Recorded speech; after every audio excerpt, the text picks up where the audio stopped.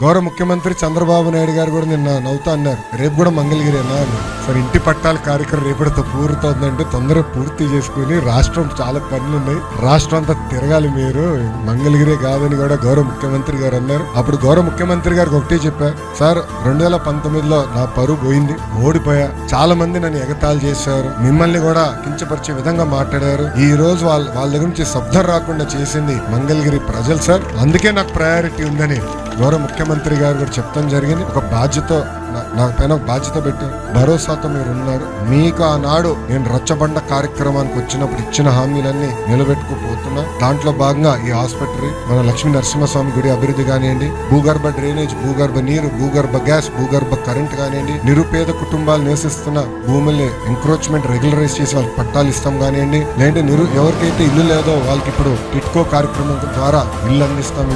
ఇవన్నీ ఒక యుద్ధ ప్రాతిపదికంగా మేము చేస్తాం జరుగుతాం. నా లక్ష్యం ఒకటే, అన్ని రంగాల్లో మంగళగిరి నంబర్ 1 ఉండాలి. దాంట్లో భాగంగా ప్రజలు కూడా, మీ పైన కూడా బాధ్యత ఉంది. ప్రభుత్వం చేపడుతున్న కార్యక్రమాలకి మీరు సహకరించాలి.